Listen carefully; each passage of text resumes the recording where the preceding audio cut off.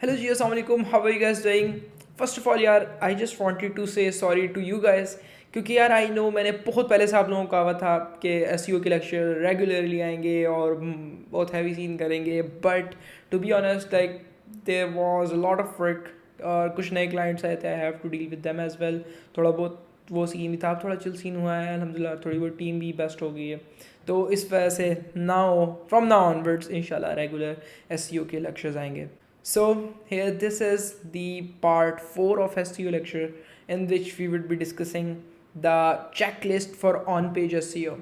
Okay तो यार मैं पहले एक बात बताता चलूँ, क्योंकि हमने पहले जो है फर्स्ट लेक्चर के अंदर कवर किया व्हाट इज़ एसईओ, दूसरे में कवर किया बैकलिंक वाला सारा फंडा, और तीसरे में हमने कवर किया कीवर्ड रिसर्च, क्योंकि कीवर्ड रिसर्च एक बेसिक चीज़ है जो हमें सबसे पहले परफॉर्म करनी है, अदरवाइज कोई मज़ेदार सीन हो नहीं सकता एसईओ के अंदर। सो दिस इज़ वाई हमने ये पहली 3 बेसिक और इंपॉर्टेंट चीज़ें कवर कर ली। But now we have to jump in to all that on page, off page and technical SEO. For that मैं आप लोगों को यहाँ पे एक बात बताता चलूँ कि देखो, ऑफ पेज तकरीबन सेम ही रहती है, ठीक है, जब से शुरू से चलती आ रही है, बैक लिंकिंग करनी है, गेस्ट पोस्ट, कमेंट, थोड़ा बहुत चेंजेस आए हैं, ठीक है, और टेक्निकल भी तकरीबन सेम ही चलती आ रही है। But on the other hand जब कोई न्यू अपडेट आती है, आफ्टर दैट कंटेंट वाली गेम हो गई, ऑन पेज की गेम थोड़ी थोड़ी डिफरेंट हो जाती है। So this is why I just wanted to start from on page, off page, then technical SEO.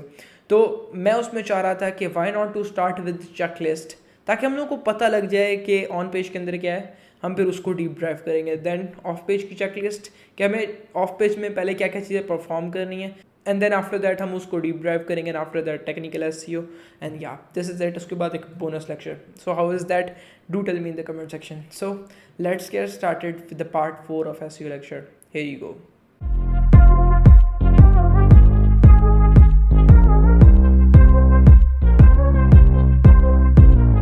सो यार देर इज़ अ चेकलिस्ट जो मैं आप लोगों के साथ अभी शेयर करता हूँ, एंड मैं आप लोगों को एक डॉक्यूमेंट फॉर्म में भी प्रोवाइड कर दूँगा जो you can just check out from the Facebook group as well.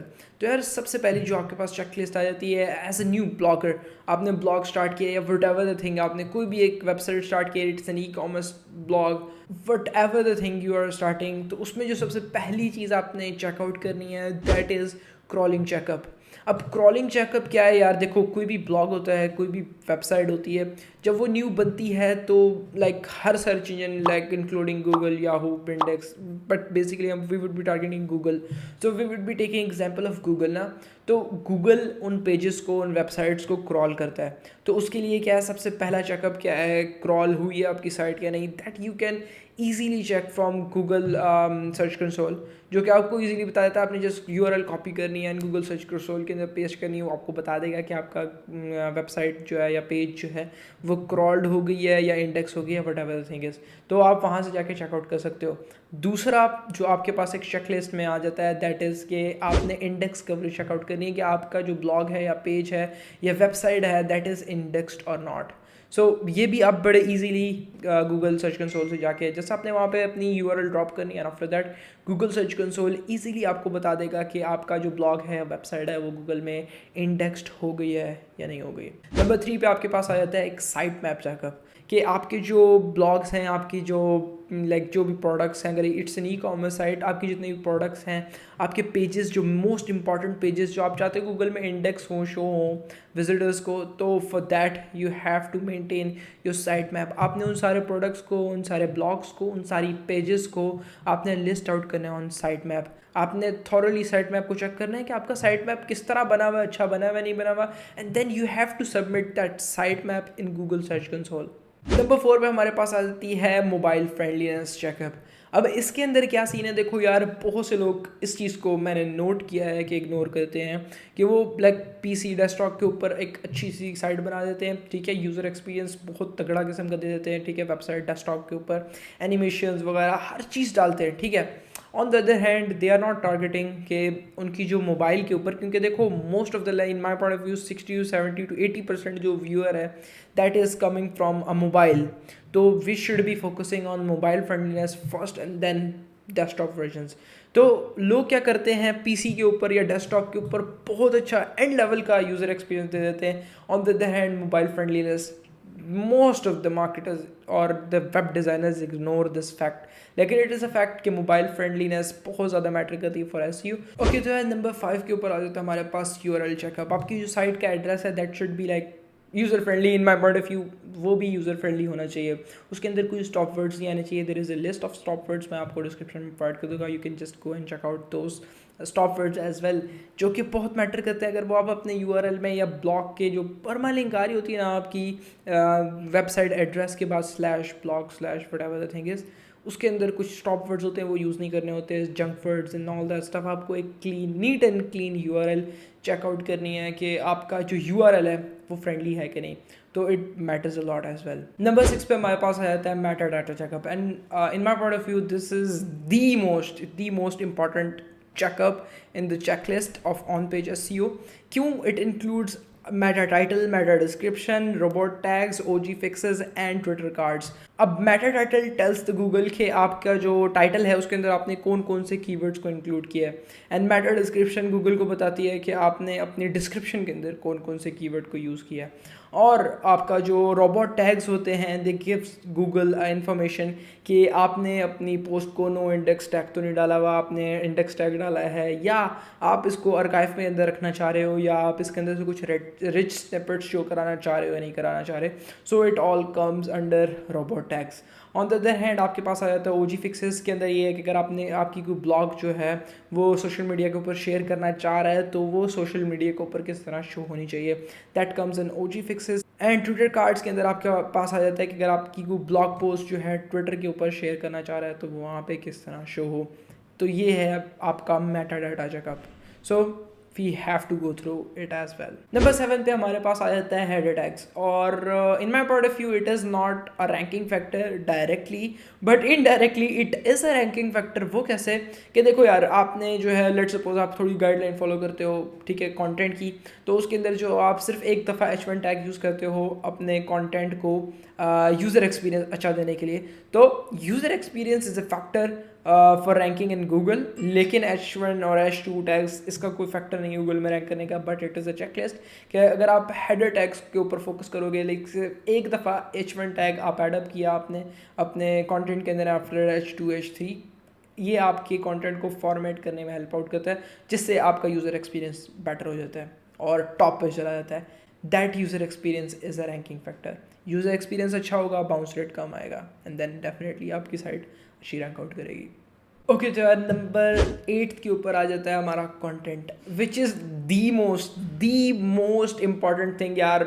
I said about meta data checkup as well, लेकिन this is the most important thing, content, जिसके ऊपर हम सारी जान लगा रहे हैं कि कंटेंट हमारा अच्छा होगा, only then we are going to rank. Content इस लिस्ट के अंदर जो है नंबर 8 के ऊपर आ रहा है, there is reason behind it, लेकिन कंटेंट इज द किंग और the most important thing in this checklist. क्यों? क्योंकि हम इसी के ऊपर सारी जान वान लगा रहे हैं कि हमारा कंटेंट अच्छा हो जाए किसी तरह, ताकि हम टॉप के ऊपर रैंक आउट करें। तो उसके अंदर क्या है यार, सबसे जो major factor in my point of view और बहुत से मार्केटर की पॉइंट ऑफ व्यू के अंदर, कि आपका जो कंटेंट है उसमें जो लैंग्वेज वाला फैक्टर है ना, कि आपकी इंग्लिश अच्छी होनी चाहिए। लाइक खुद भी कभी कभार लिखना पड़ जाता है आपको कंटेंट, अगर आपने कोई कंटेंट राइटर हायर किया दैट्स फाइन, लेकिन आपको खुद भी चेकआउट करना पड़ता है, तो उसके लिए आपकी लैंग्वेज स्किल्स थोड़ी अच्छी होनी चाहिए, इंग्लिश वोकैबलरीज अच्छी होनी चाहिए। लाइक अगर आपके कंटेंट के अंदर ग्रामेटिकल मिस्टेक्स होंगी या वोकैबलरी की कोई मिस्टेक्स वगैरह होंगी, तो आपका कंटेंट गूगल में बेटर परफॉर्म नहीं कर सकता। फॉर दैट आपके पास लैंग्वेज के ऊपर एक अच्छी ग्रिप होनी चाहिए, क्योंकि there is a huge thing कि अगर आपके पास एक अच्छा कंटेंट राइटर है, फिर भी आपको एक या दो दफ़ा अपने कंटेंट को लाजमी चेकअप करना है कि आपका कंटेंट अच्छी तरह से ऑप्टिमाइज है, उसके अंदर कीवर्ड डेंसिटी कितनी है, कीवर्ड किस तरह टारगेट किए गए हैं, उसके अंदर कोई गलत सीन तो नहीं हो रहा। तो you have to check this out. So content is heavy scene और you can say the king. Number 9 के ऊपर हमारे पास आ जाता है इमेज चेकअप, एंड या हमें इसके ऊपर भी फोकस करना है। क्यों? क्योंकि देखो, आपको एक अच्छा सा ब्लॉग लिख रहे हो, ठीक है, उसके अंदर आपने 2-3 जगह पे एक अच्छी सी हैवी सी इमेजेस प्लेस की हैं। For that you have to optimize your images as well. आप उसके अंदर टाइटल डालोगे, वर्डप्रेस के अंदर ऑप्शन है, आप उसके अंदर ऑल टैग ऐड कर सकते हो, ऑल डिस्क्रिप्शन ऐड कर सकते हो, आप उसका टाइटल ऐड कर सकते हो। So we have to optimize those images on the keywords that we have done, जो लास्ट वीडियो मैंने आपको कीवर्ड रिसर्च सिखाई है, उसमें जो आपका मेन कीवर्ड आपने उसको टारगेट करना है, उसकी ऑल डिस्क्रिप्शन, ऑल टाइटल और उसके मेजर टाइटल के अंदर। तो इस तरह आप अपनी इमेज को छोटा मोटा ऑप्टिमाइज़ कर सकते हो ताकि वो इमेज वाले सेक्शन में बेटर परफॉर्म कर सके। Number 10, internal linking. And in my point of view this is most important part as well, क्योंकि देखो गूगल प्रेफरेंस देखो ऑफ पेज भी बाद में आती है, टेक्निकल एसईओ भी बाद में आती है, लेकिन Google preference on page first, और ऑन पेज के अंदर इंटरनल लिंकिंग वाला फैक्टर है, ये भी बहुत मैटर करता है। कि लेट सपोज मैंने एक शॉर्ट वीडियो के अंदर भी इस चीज़ की एग्जांपल दी थी। Let suppose you are writing about iPhone 13 prices in Pakistan, and बीच में कहीं आपको ज़रूरत पड़ जाती है कंपैरिजन देने की of iPhone 12 Pro Max prices, और आपने पहले कभी iPhone 12 Pro Max की प्राइसेस के बारे में अपने ब्लॉग के ऊपर ऑलरेडी एक्सप्लेन किया हुआ है, तो आपने जैसे अपने उस ब्लॉग की लिंक को इस ब्लॉग के अंदर लिंक आउट करना है 13 Pro Max वाले ब्लॉग के अंदर, एंड हियर यू गो, आपकी इंटरनल लिंकिंग हो गई। क्यों? सेम आर्टिकल था, तकरीबन सेम निश के अंदर था, तो आपने उसको लिंक आउट करना है। This is called internal linking. अपने ही ब्लॉग के अंदर आप एक लिंक क्रिएट करे हो, this is internal linking. Okay, तो नंबर 11 के ऊपर हमारे पास आ जाता है schema data. And you guys won't believe के स्कीमा डाटा से आपके, अगर it's an e commerce store, it's a blog, whatever the thing it is, schema से आपकी साइट के ऊपर बहुत फ़र्क पड़ता है रैंकिंग में। अगर आपका स्कीमा अच्छा होगा, आपने गूगल में स्कीमा अच्छा सबमिट करवाया होगा, ओनली देन आपकी रैंकिंग टॉप के ऊपर जा सकती है। वो किस तरह? स्कीमा गूगल को बताता है if it is a product, schema Google को बताएगा कि उसके ऊपर कैसे रिव्यूज़ आए हुए, कितने रिव्यूज़ आए हुए, क्या इसकी प्राइस है, इसका टाइटल, टैग, डिस्क्रिप्शन, हर चीज़ गूगल बताता है। So it matters a lot, Google prefer करता है स्कीमा एडअप करने को। नंबर 12 हमारे पास आ जाता है speed optimization, and this matters a lot as well, क्योंकि देखो अगर आपकी साइट की स्पीड अच्छी नहीं होगी तो बंदा आएगा, इतना वेट कौन करता है? क्योंकि ऐसी साइट ऑलरेडी उसको सर्च के ऊपर दिखेंगी जिससे सेकंडों में उसको रिजल्ट मिले, वो आपकी साइट के ऊपर ज़्यादा वेट ही नहीं करेगा। सो सिंपल सा फॉर्मूला है, AMP यूज़ करके साइट को स्पीड इन्हेंस कर दे बंदा, and here you go, heavy scenes. और the last thing which is very important as well, silo structure. अच्छा, थोड़े टाइम पहले ना साइलो स्ट्रक्चर का कोई ख़ास इतना कोई तवज्जो नहीं देता था, but now it is silo structure matter a lot as well. अब साइलो स्ट्रक्चर का क्या फंडा है कि यार देखो, आप अपने सारे ब्लॉग के जो मेरे जो पेजेस हैं ना, उन सबको होम पेज के ऊपर लिंक आउट कर दो। जैसे एग्जांपल आपके सामने स्क्रीन के ऊपर शो हो रही है, दिस इज़ द एग्जांपल कि साइलो स्ट्रक्चर किस तरह क्रिएट करते हैं। आप मेजर जो मेन पेजेस हैं उन सारों को अपने होम पेज के ऊपर लिंक आउट कर देते हो। This is called a silo structure. So yeah, this is it for the video. If you learned something new from this video, then make sure to give this video a huge thumbs up. If not, then a thumbs down. We'll meet in the next video. Till then, take care. Allah Hafiz. And don't forget to follow me on Instagram. Links are in the descriptions.